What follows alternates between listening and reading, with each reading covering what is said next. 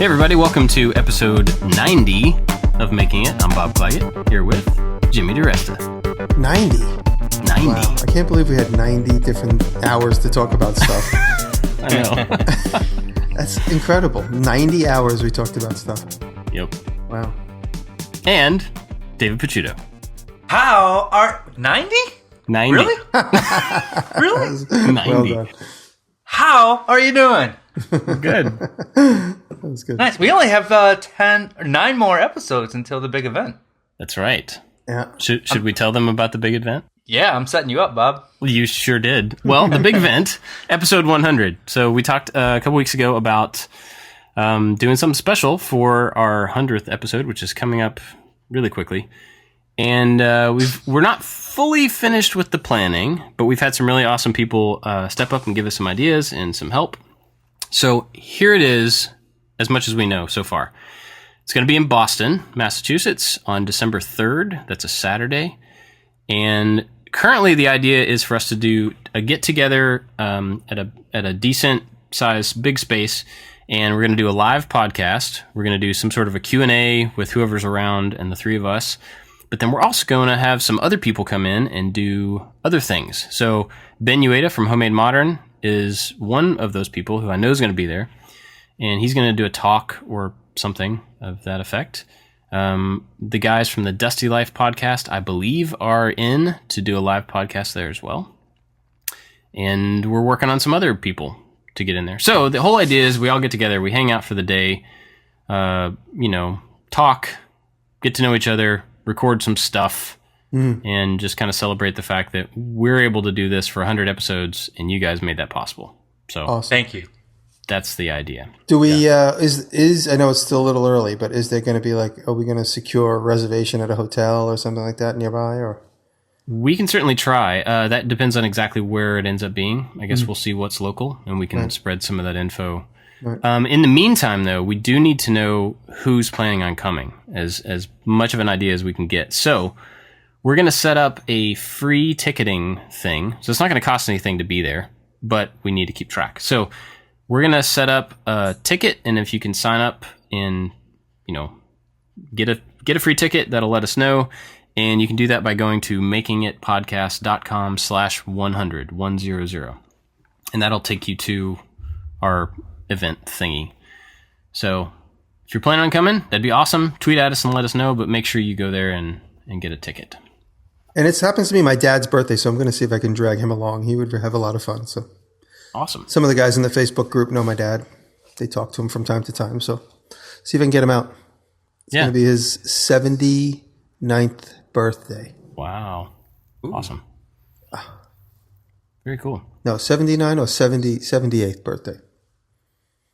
Either one's pretty awesome. Yeah. It doesn't matter after a certain age anymore. Yeah, for real.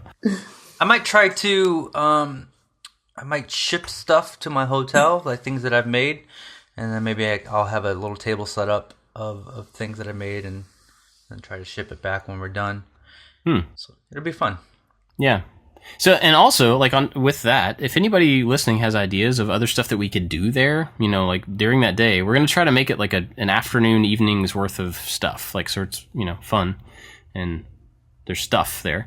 So if you have any ideas of things we could add to it, stuff we could do, whatever, just let us know. Send us an email or let us know on Twitter. That would be awesome. Cool. Yeah. And like I said, Boston, December 3rd, get tickets. I think that's all the info we have currently. But we'll keep you updated as we, get the place and times and all that. All the info that we can talk about. Well, that's true. Yeah, we have some other info, but that's all we can talk about. It's a secret. So what are we working on? I totally threw your game off by... Yeah, you did. I'll go first. How about that? Because I never go first. I lied last week when I said that I was going to release the easel video. No, is that what I said? Mm-hmm. Yeah, that's what I said. And I ended up releasing a different video because I got ahead of myself. Because I'm actually ahead on work, which is amazing. So this week, the easel video is coming out. And I've been working on 2 other really fun projects that I'm not going to tell you about. Is that what we get to watch on Instagram? Are you making that a video? Or is it just an Instagram, that window restoration? No, I may do a video on that. I still have a lot of those to do. What he's talking about is I replaced some of our windows in our house this weekend. And we have these kind of, I don't know what the style of window, what you would call it, but they're really long. They're like 8 feet long, 3.5, 4 feet tall. And they have 3 sections, 2 sliding sections. So it's just the style of window in this house. And they're big and heavy and awkward and fragile. So I replaced one of those this weekend, did it on Instagram through the stories, and I have a lot more to do. So I may end up doing a video of that later, but it's kind of like a home improvement project. It's not really like a, so I don't know. Cool. We'll see. Yeah. Jimmy, what about you? What have you been up to? Well, talking to home improvement, I'm up at the house, and I just videotaped myself in the last 2 hours changing this long ongoing story. Taylor bought this fancy stove called an Aga stove. We found it's a very expensive stove, but we got it for really cheap. So we were able to buy it in Texas, have it shipped back here to New York, put together here. And it needed a flue that needs to go directly up and through the upper bedroom. So I had to kind of go up through the floor, make a little bit of a 15-inch turn, and then go back up through the wall, and then go through the roof of the house out to the sky. And so I just shot that, and it will be in the vlog section of my videos. I won't make it a proper video because it's it's like a home improvement, and just like you said, it doesn't feel like a full complete video. So it'll be like a 1 minute segment. And I did finish my anvil video. I just did a plasma cutting anvil stand video. Should be an anvil stand out of 1 inch, out of 1/4 inch thick plate steel. Used a plasma cutter, cut a design, and then put together. That's on my Instagram now.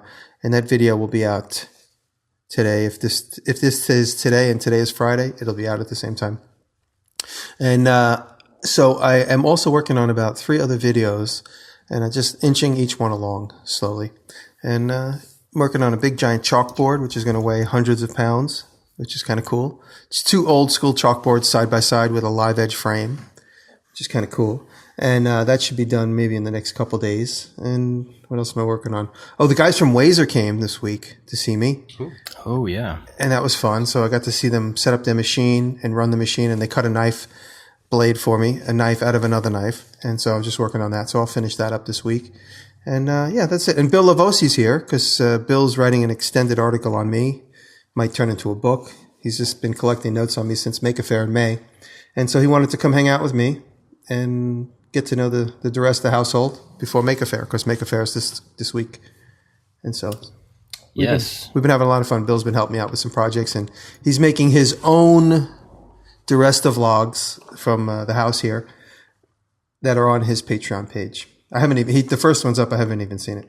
I don't even know if I want to see it because I don't know what I've been saying in front of him. I don't know what's going on. So I'm like, as long as I haven't gotten a call from anybody that said, "Did you know that you just said this?" I'm safe. No news is good news. So I don't know I just got to watch what I say. But yeah, we've been having fun, and that's it. And just getting a lot of work done. It's been a busy week, and I met so many amazing people this week. And talking about doing that vlog that I've been doing, it's going to kind of turn into more some of the creative makers that I meet from time to time. And this one's jam-packed. So I met a lot of people this week just running around the city doing things. And then all of a sudden I'm like, "Hey, can I interview you for 1 minute? Just 1 minute." And they're like, "Sure." And then all of a sudden I have more footage than I'm going to do a 2-hour vlog this week. Nice. Well, that's cool. Not really. Well, before you go, Jimmy, you mentioned Maker Fairs this weekend. So when this episode comes out, if you're listening to it the day it comes out on Friday, Maker Faire is tomorrow. That's right. And there's the New York Maker Faire where Jimmy will be, and a bunch of other people will be up there in New York City. I will be in Atlanta at the Atlanta Maker Faire in downtown Decatur. Mine's going to be way cooler. You should definitely come to mine instead of his. But his will be cooler, but all the makers are coming to mine. Yeah, that's true. Pretty much. All the YouTubers are coming. Yeah. Actually, just so while we're on the subject, New York Maker Faire is going to be Laura Kumpf, April, Izzy, Jocko, Dave Welder, me, Bill Lavosi, and like 10 other people whose names I've like randomly heard during the week and I can't remember. Yeah. So that's who I know. I talked to Izzy, called me the other day just to say hello, and he's like, "Oh, see you in New York." I'm like, "You're coming to New York? I didn't know that." What? So that was fun. So, and awesome. I have a couple more of those during the week, and the names just escape my mind. But it's going to be a really, I feel it's going to be like WIA we did a couple years ago. It's going to be a nice energy. So yeah, I think it'll be really cool. I'm jealous that I don't get to go because so many people ended up going to that one. So I'm bummed I'm going to miss it. But Did either of you guys go to WIA last week? No. Nope. No one did, right? We didn't go. Okay. Nope. I didn't go. Did I go? Was I there? I don't think you went. We did not go, or at least I did not go for any particular reasons other than I had plans in Cleveland that weekend. My turn? Yeah, your turn. All right. What are you doing? What am I doing? So by the time you hear this... What are you doing? Sorry. I just put out 2 videos this week. Nice. The first video, which came out on Tuesday, is about table saw blades. And it's the table saw blades that I use. Like 99% of my cuts are all made with a combination blade, and then which is a thin kerf blade. And then I also have a full kerf flat bottom grind blade, which is great for box joints and tenons, and then a dado stack. So I think it's a pretty informative video, so hopefully some people get some good information out of it. And then on Thursday I released another video, which at the time of this recording I don't know what it is yet. That's amazing. I know, and I have just hours to get ready to start it because we're recording this on Monday. My assistant comes on Tuesday to help me film, which means I have to have all the materials and plans ready by the time he gets here at 9 a.m. So that's what it sounds like to me. That's what I call a MacGyver video, where like I make a slingshot or I make like a whirly gig out of steel bucket. That is the scraps in the steel bucket. So that's what I call. Those are the great ones. When you do those are the great ones, right? Yeah. Yeah. Well, I'm going to put in the show notes a video from the future, so you can. I like that. You can fill that in. Yeah. Well, that's cool. What are we talking about today? Well, I thought we would talk about finding your sense of purpose, which it's a broad topic. It could mean your sense of purpose in life, or your sense of purpose as in career, or maybe for some people those are the same thing. And like I've mentioned many times before in my life, I've switched careers multiple times trying to find the happiness thing, the thing that I enjoy the most. And so for me, I think right now in my life, my sense of purpose is making videos, which is maybe entertainment and education based. I feel fulfilled when I make videos. And it took me a long time to get to this point. I'm now 41 years old, I think. And I think I always have to look it up. I thought you were 42. I might be 42. I was born in 75, June of 75. We got to do the math now.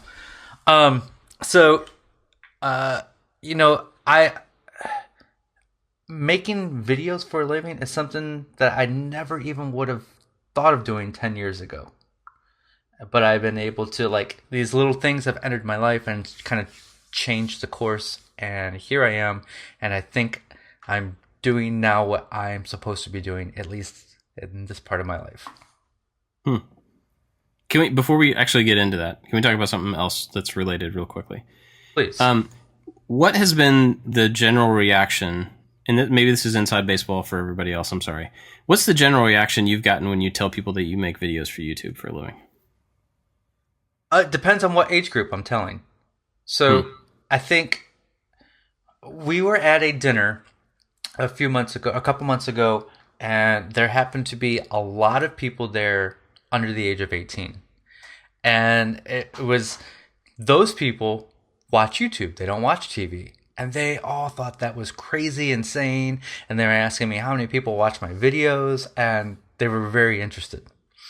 Now, when I tell an older group of people, maybe like my father, my grandfather, they don't quite understand what I'm doing, and they seem concerned. Like, am I on the right path? Are you actually making any money? So it's quite different, and I might change my answer depending on who I'm talking to. Yeah.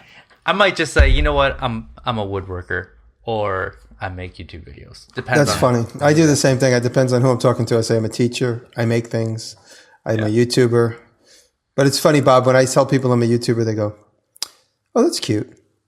And then the person I'm with will go, "He's got 750,000 subscribers."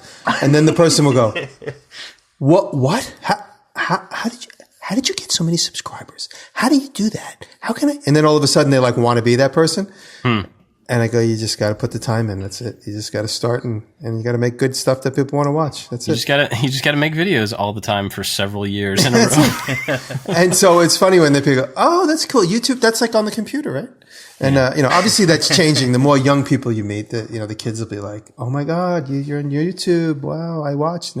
Like my nephew came here with a couple of his friends and to the house, one of his friends in particular, who knew a lot about me before he even met my nephew. So when he met my nephew, he was like having a brush with fame, as he saw it. And then when he got up to the house, he brought him as a guest when they spent the weekend here one day during the summer. And this kid, Jack, was excited, but he knew all my videos. But that's a kid that's 13. Ask somebody that's 40 and they'd be like, "You're on YouTube. Why don't you get a real job?" Yeah. Well, the reason I was asking that is just because we were talking about purpose and stuff. And I went to the dentist this morning, and I don't often run into people that I don't know, right? I work from home. I hang out with my friends and my family, and I don't really go to a lot of places where I have to meet new people. But in the last week, I got my hair cut by somebody new that I don't normally get my hair cut by, and I went to the dentist, a new dentist, and they both asked me what I did for a living. And my initial reaction was, I make videos for YouTube. And, while I'm saying that, it's coming out of my mouth, I'm going, I really should have figured out a better way to encapsulate the whole thing into one sentence.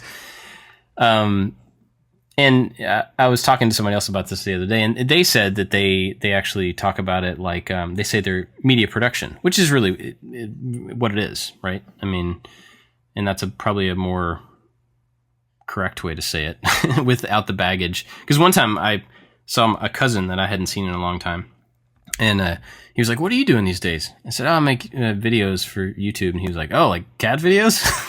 I was like, "Yeah, that's what I do. I support my family with cat videos."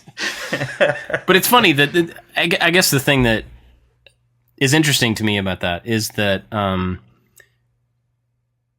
us in particular, we have to add these qualifiers. We don't have to. For it to make sense, we add these qualifiers to what we do so that people have like a point of reference for it. Purpose is kind of the same way in that, like, the thing that I think is important and I tell that to somebody else, it may not mean the same thing to them, right? And it may not have the same, like, well, why is that important to you? And so we add these qualifiers. I find myself doing that a lot. Somebody asks me why I make videos. I'll go into this way bigger spiel than I probably need to like over-explain it so that they really get it, because they don't have the same context. That's just related. Probably not exactly to what we were talking about. But anyway. Well, it's funny. As far as a sense of purpose, I'm going to talk a little bit about, you guys remember, well, let me see. Before I introduce who I was going to mention, I'll talk a little bit about when everybody knows, it's common knowledge, I started doing YouTube because I was mad that my TV show got canceled and I was going to show them that, they lost out on a good thing. So I did that. And then shortly I started getting some really wonderful comments and people started copying my video style. And I was like, wow, I never expected someone to make exactly the same thing I did and, bring it back to me and say, look what you helped me realize. And that was like probably the most enlightening thing in my life, when people do the thing I do because I pointed them in the direction of, wow, that's what I really like. That's what gives me a sense of purpose, is to do what that guy's doing. And so that's been my biggest motivator since I realized that. I just showing off in public and then all of a sudden I'm changing people's lives has been such an important thing for me, and I don't take it for granted. And, that's why I'm very open and willing to share information. I had this friend once a long time ago. We're not in touch anymore, but he was a doctor, and people would constantly walk up to him and say, hey, this hurts. And he would say, oh, well, that's just such and such. And he would give him a full rundown. And people would be like, why do you give away so much information? You could be making a lot of money. He goes, well, I'm a doctor, and I feel like for me to hoard this information is immoral. And I have the same point of view. It's like I have all this, like I'm going to go behind a paywall and ask people to pay me. I get paid, a lot of people call me a sellout. There's some YouTubers that say, oh, he's a corporate sellout. But I'd rather get money from corporations than from individuals. And I'd rather corporations pay me the big bucks that they could spend wastefully and flow it to me so that I can give information away to the people that otherwise couldn't afford it. That's such a good way to put that. You're like the Robin Hood of information. Yeah. That's what I think. Like I said, if somebody wants to call me a corporate whore, then, that's their point of view. But my point of view is I'm taking money from people that have disposable incomes. This way I don't have to take money from, people do support me on Patreon and I'm grateful for that. And, but the idea is, I could charge a big company for a video, or I could charge a big company for, just a build out that has nothing to do with YouTube. And this way I could relax and disseminate information through YouTube. And so that's given me a sense of purpose, is to inspire people. And I don't want to read this email because it's honestly will make me cry if I read it. But Gib sent me such a wonderful email this weekend. Gib, you guys remember Gib from Rochester?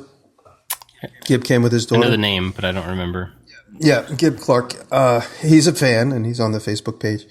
And he sent me such a wonderful email. It basically said, you didn't start this thing. He goes, but you're a big contributor to bringing all these weirdos together for a common cause. And, the idea of sharing inspiration and sharing information and, oh, wow, you use that machine? Let me try that machine. How did it work for you? That's what we're all about. And I also listened to, this week, Rory May's got a podcast now called Forge Welding. And I listened to that, and one of his podcast mates was talking about the overwhelming kindness of the maker community and how we all share information and how we all are just so willing to see each other do well. And he said it's like something that's like been lost, or at least you just don't see, like in the competitive world of like sports and entertainment and, comedians. I know my brother was a comedian, and the minute a comedian does well, all the other comedians immediately turn on them. So in this community, it's not really even about if someone's doing well or not doing well. It's just about sharing information, and everybody's got their own like sort of gallery of work that is exclusively theirs. And there is no competition because we're all just like, oh, wow, you use that material? Let me try that. Oh, you're using that tool? How did it work? I think I might buy one of those.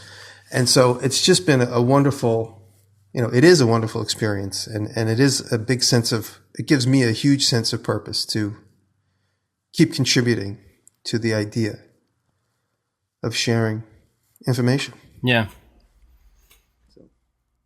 I should stop before I'm going to start crying. Well, yeah, it's funny that when I think about purpose, I think about it in what you're talking about like the effect. But I also think about like how I don't even know how to say this, like how I get to it, like how I figure out the purpose of something, whether it's the purpose of a project or the purpose of my life or of my work or of my different parts of my life or whatever. I kind of split that into two things. There's like the process to get there. It's like finding it. And then there's the result of it. And I don't know which one of those is actually the purpose. I guess it's the result is the purpose of something.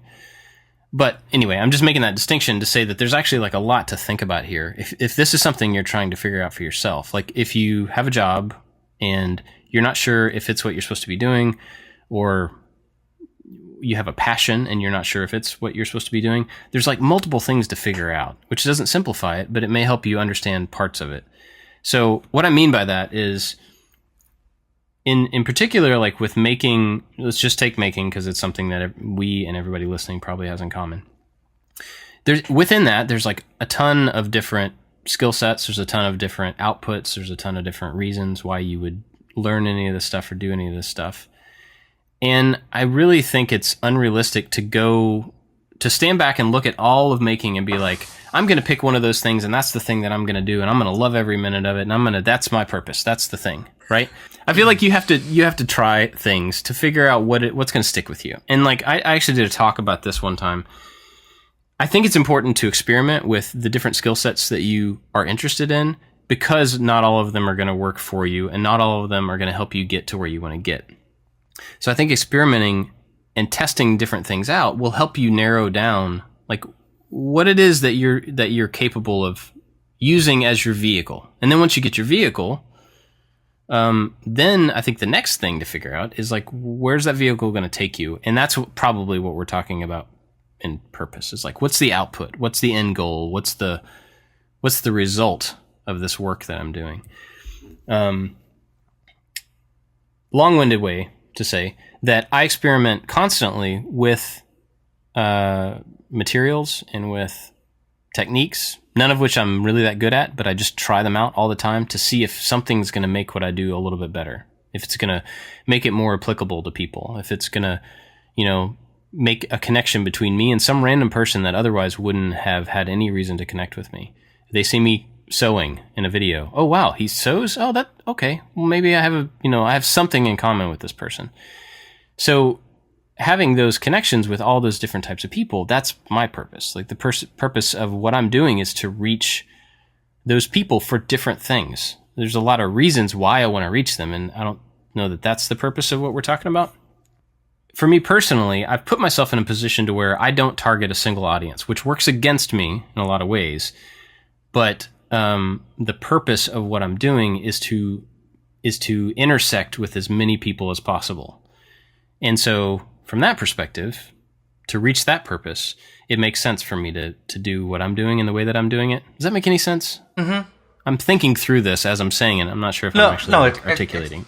It's totally making sense. And I have a thought on this, and I don't want to interrupt. If you have more to say, I'll go ahead. Let you finish. Go ahead. So a lot of the things that you and Jimmy just said are, you talk about a lot of the greater good of what you're doing and helping other people. And a lot of times when I'm thinking a sense of purpose, this might sound selfish, but I think I can turn this around, where I think I'm looking for my own internal happiness first, and I'm looking for that fulfillment. I want to be satisfied in what I'm doing and feel that satisfaction, that fulfillment. And I'm thinking of it in a way as like if the plane is going down and the oxygen masks fall out, you have to put the oxygen mask on first before you can help somebody else. Because if you're struggling to breathe, you can't help that other person, right? So I'm trying to think, if I figure out a way to make myself happy first, then what I'm doing, whether it's entertainment or education, is the byproduct of that, and then it's helping the other person. Does it? Yeah. Am I being selfish? Yeah, I could. No, I can talk to that a little bit. There was a time in my life where I wanted to drive a fancy car, and I didn't want to wear work clothes all the time. And I thought like I was going to be like, I don't know, this metro, like bourgeois Euro guy. And I really kind of shunned the idea of like the maker life, or, it wasn't even considered the maker life in the 90s, but this is the time period I'm talking about. And then things started changing. Then I lost, certain incomes. And then all of a sudden I'm like back to just working and doing framing and whatever. My life has roller coasted a few times. And then I came to the realization that like every time I turn around, the way for me to make money is to do things with my hands in exchange for money. My hands and my mind, because I'm also asked to problem solve. So the more time went on, the more I realized this is what's making me happy, not avoiding it. Avoiding it, I thought I was making myself happy by trying to be like a bourgeois designer and have a fancy car and like a certain level of income and not have to be in the wood shop all the time. That was a short period, but that helped me realize that this is really where I'm happy. Making things, running through the woods, cutting trees down, cutting my fingertips off. All this stuff is what makes me happy, not the other stuff. Right. And then what gave me, so he's talking about taking care of yourself first. And once I realized, I mean, I'm spiritual, but I'm not very religious, but the idea that like God put me here and he gave me this ability, me and my siblings all grew up in the same house with the same dad.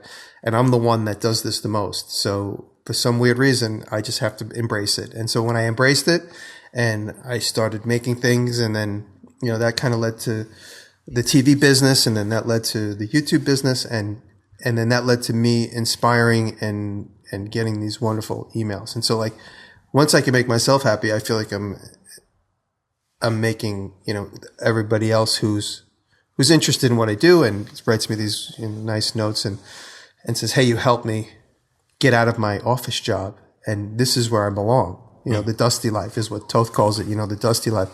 And when I was kind of on YouTube in the very beginning, basically like showing off to show, certain people like, look what you lost. And then when I started, it really changed my point of view, although the videos don't really seem that much different, but my point of view and my sense of purpose for making the videos changed considerably once I realized the impact I was having on certain people's lives. And then when I Googled Diresta Inspired, and then like 700 videos show up of like people who use my name in the title, but you got to do Diresta Inspired. It's pretty surprising. And like all these videos, because nobody shows me, like there's some people that do show me and some people that may be embarrassed to show me. They'd be like, "Hey, look, I put a video out and it's inspired by you." But some people might be embarrassed to show me that. So sometimes I just happen upon them. And I swear I could look at that and I'd be like, "Oh my God, like I have to keep doing this because I enjoy it." That's of course most important. And it's just a reward to know that all these other people are enjoying it too. They're enjoying me enjoying it. So yeah, I'm going to be the devil's advocate here. Okay. And this isn't directed at you two specifically, but the idea of what you just said about happiness. I would challenge anybody to take that pursuit of happiness in the exact situation that you were talking about, making yourself happy so that you can be more effective in your job. I think that's totally legit and a good goal.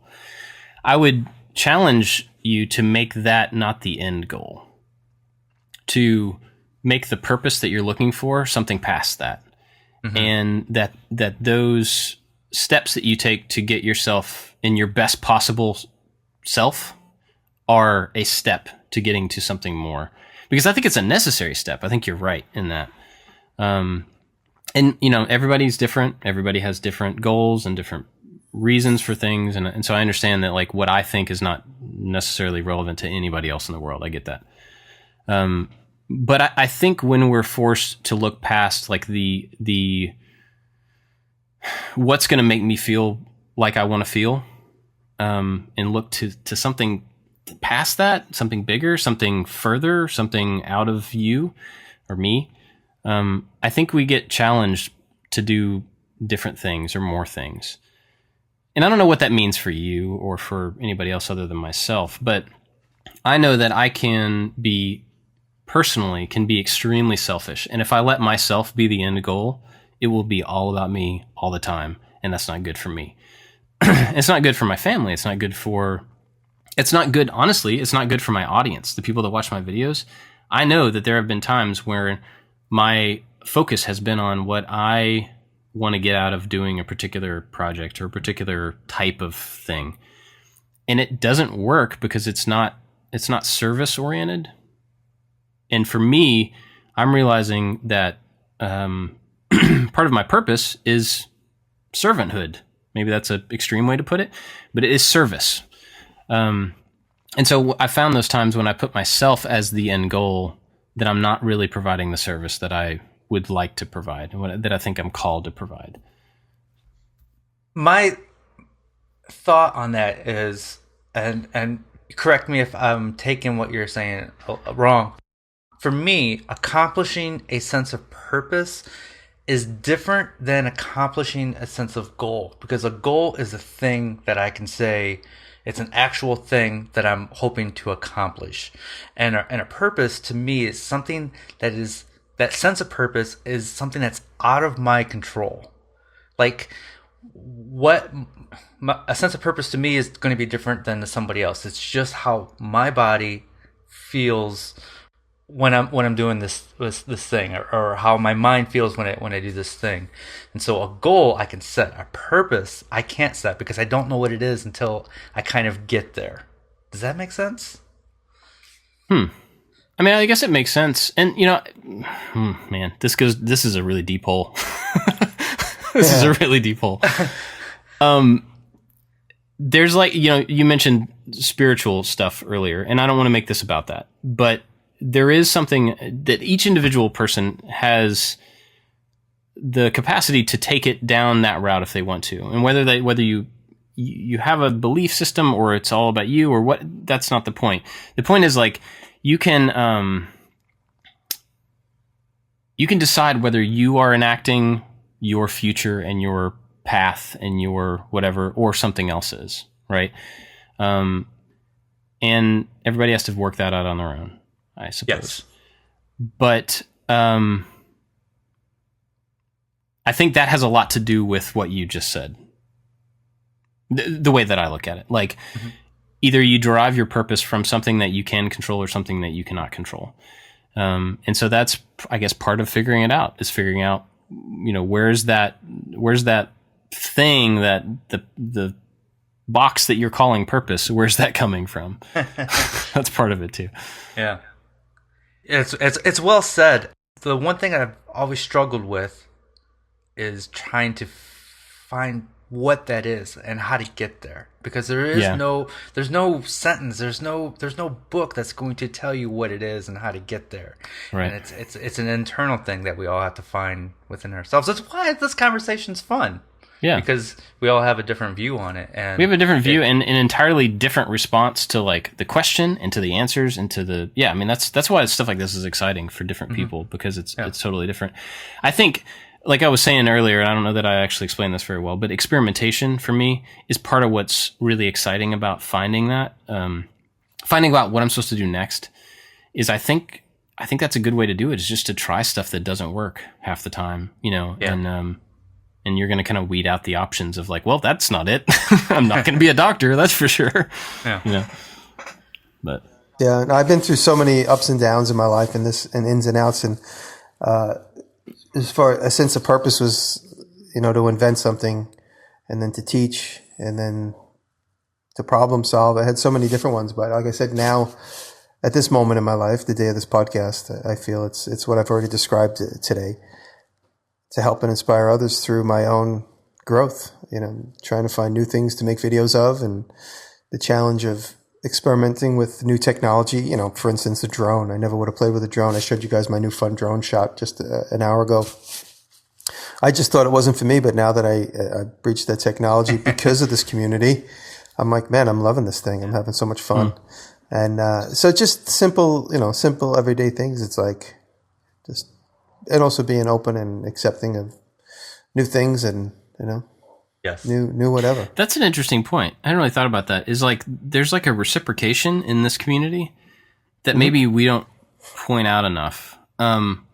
We hear, because we are in front of more people than some other people. I don't know how to say that. We are in front of a lot of people, for better or for worse.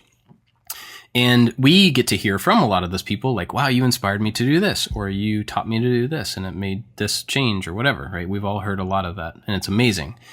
But I think probably those people don't necessarily hear that from us when it is the case. I mean, Jimmy just said it, like he wouldn't have done that stuff if it hadn't been for the community around us. So I learned so much from not only is he pushing the community, but all of those people, everybody who's listening to this and everybody who comments on our stuff, you guys are pushing us as well. And I just want to make that clear to people. There's so many times where I'll just throw something up, like, the knife making, as a for instance. I'm open and honest in the idea that I don't know what I'm doing. I'm just experimenting. But I've had so many contributors to me, contributed to my, to my life, saying, when you did this, you should have done that, and so on and so forth. And, I give my email out pretty freely. So somebody will make a comment, I'll give my email, and we start a friendship. And I learned so much from so many fans. I talk to fans all week long. I talk to people, I'm friends with so many people. I consider them friends because we've talked for the last couple of years, at least a couple times a month, if not much more than that. And I learned so much from people that don't make videos and, that are just spectators. And so it's amazing. And the great thing is like you just throw a tweet out there and say, hey, anybody know what this thing is? Or how do I do this? And then you just get bombarded with answers. And it's amazing. Totally. Yeah. I don't know everything, and everyone's like, oh, what don't you know how to do? And there's a lot of things I don't know how to do, and it's clear because I haven't made a video about it yet. So that's the key. Basically, anything that Jimmy's never made a video about, he doesn't know how to do. Yeah, I'm rocking at about 400 new video. I'm closing in somewhere in the area of about 380 videos, something like that. I kind of lost count. I did a quick count these last couple of days with Bill. Wow. And so we're around 300. And so that includes the TV shows and stuff that are up on YouTube now. So, yeah, I got to start breaking new ground like Arduinos and Raspberry Pis and LEDs and I'm being serious. I'm being silly now, but these are real things. I really have to begin to incorporate servos. You know, those little things that like when you give them a jolt, it's like a heartbeat. They like go in or out, whatever. Mm-hmm. I've played with those so many times. I'm like, oh my God, this is the coolest thing in the world. I got to figure out what to do with it. Oh, Matthias made like the little servo motor this week in one of his videos.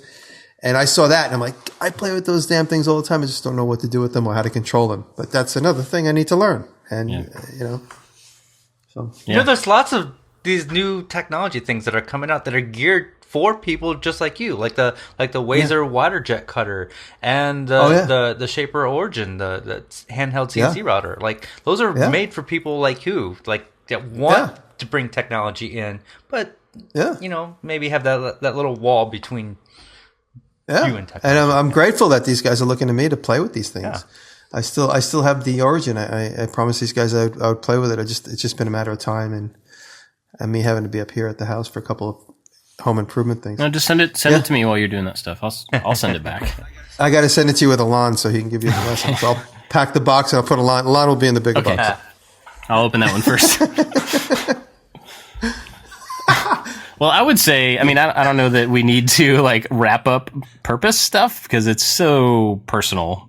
It can't be wrapped up. It can't be wrapped up. But I would, if I may, suggest that like whether you actually figure out what your purpose is for whatever it is you're talking about, life, work, whatever, just give it a shot. Because I think like the search for trying to figure out why you're supposed to do what you want to do, I think can be really enlightening, even if you don't get an answer out of it. I think just experimenting and trying to figure it out can give you just a really different perspective on why you should or why you should not be doing certain things. You know, I'm going to bring this up. This is like this might be a little too off the center, but the idea of like a sense of purpose, you know, certain people have come into my lives and I help them and I take care of them. And as an example, I'm playing with my little Yorkie right here. This is my boy Lucky is never more than 5 feet away from me. And Bill was impressed. He's like, man, he really is like etched onto you. And he came into my life while I was in the middle of making the TV show, Hammered. I got a call. It was Valentine's Day, 2007. And they said, do you want to hang on to Jeannie's dog for a little bit while she's in the hospital? And I was like, sure. So I brought him to work with me that day. And Jeannie passed away, you know, months later, but she never was able to recover. And so Lucky's been mine ever since. And so I feel a sense of purpose to take care of him. And, you know, there's this little dog and several other animals that I have.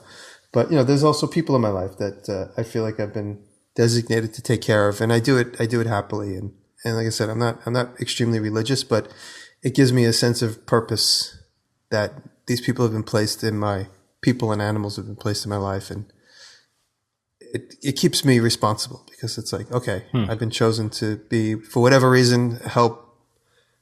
I should be responsible to myself to be responsible for them. So I don't know if that's a little too deep, but no, well said. Yeah, I think that's, I mean, that applies to like parenthood as well. It's the same concept, right? You know, absolutely, you have to take care of yourself so that you can take care of other people. And then especially once you have kids, I mean, they're like, wow, this thing is way more important than me in every way. And that's a kind of a tough thing to figure out, tough thing to get to, you know, come to grips with, but cool. Yep. Well, let us know if you guys have thoughts on purpose stuff. I think it's an interesting conversation. Yeah, it was fun. Yeah. Yeah, that was a good one. Wow. What have you guys been watching? So I recently come across a channel called Kirby Meets Audio, and it's a guy who makes speakers, and there's woodworking involved, and they are absolutely beautiful. Just really good stuff, and well done videos too. Just artful like videos. That's Kirby Meets Audio. Do you guys ever watch Between Two Ferns? Zach Galifianakis? Oh man, this last one was is that a yes? Yeah. I've seen them. Yeah. If you haven't seen Between Two Ferns, it's Zach Galifianakis interviewing people, and he just did Hillary Clinton, and she's a horrible actress, but he makes things funny. And he interviewed Obama, and I'm sure they're trying to get Trump. They'll probably never get Trump. But if you've never heard of Between Two Ferns with Zach Galifianakis. It's some of the funniest things he's ever done. And I recently heard about the behind the scenes on the Barry Katz podcast, which I always talk about Barry. He had on the guy who conceived of the whole thing. I can't remember his name off the top of my head, but Barry always has on super behind the scenes people. But with Zach Galifianakis and this particular producer, they conceived of Between Two Ferns. So it was great to hear the backstory. Oh.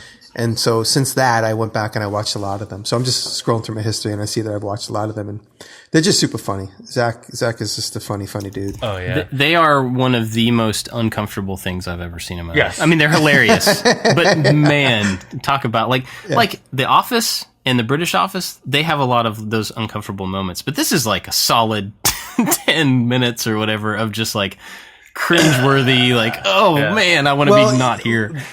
That's what's interesting about listening to the behind the scenes that I heard on the Barry Pat that I heard about on the Industry Standard podcast, Barry Katz podcast. One of the most cringeworthy moments is when he asks, and I'm not even going to say the whole thing. What is the girl? I can't remember the female actress name that was in V for Vendetta. Natalie Portman. Yeah, he talks to Natalie Portman and he gets kind of vulgar, so I wouldn't say it here.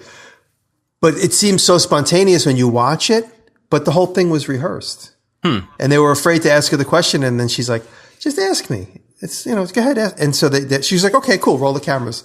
And that whole thing was like acted and rehearsed, but it's super funny. Even though you know that it was rehearsed and acted, it's still very funny. Yeah.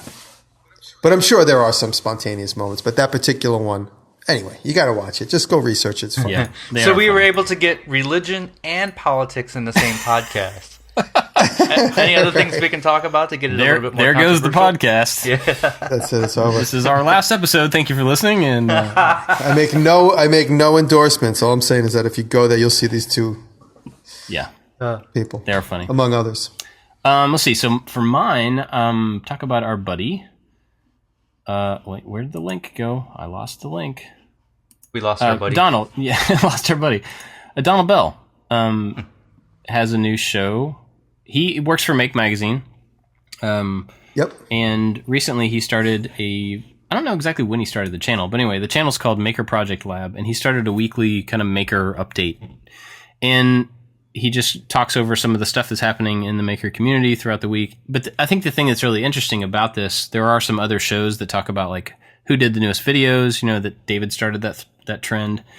And there's a lot of those, but this one is a little broader in scope. He talks about like new products, like new Arduino boards and stuff that have been released, and like certain projects on Instructables and on Make and certain videos. And I think he even mentioned you, David, in one of them. And it's just a cool kind of cross-section of maker stuff from probably more of the Make Magazine slant rather than the woodworking and, construction slant, which I think is what we hear a lot of. But anyway, it's cool. It's called Maker Project Lab. And I just found out about it a few days ago. I think you may have tweeted something about it, and so it's been on my I need to check this out. And so I haven't seen any, but Donald Bell used to do the CNET videos. Yeah. I can't remember the name of that show, but he's got a great on-camera personality and just a good dude, so I'm looking forward to watching them. Yeah. Wow, I just subscribed. Yeah. I didn't know And that. I like Don. He's a cool dude. We hung out a couple of times and make a friend. There's also some electronics projects and stuff on the channel too. So it's not just this update thing, but check out the whole channel. You'll like it. Cool. Right on. Okay. So before we go and talk about the event, one more time, I want to say thank you to our Patreons. Patreons? Our patrons on Patreon. Our Patreons on Patreon. Make, Build, Modify, Luis Gonzalez, and Dan Krupnik are our top supporters over there, but we are grateful for everybody. And we've had several people join us on Patreon since we've started talking about this event, which is great. Thank you for that support. That's going to help us pay for this, which is cool. Thank you, guys. Thank you.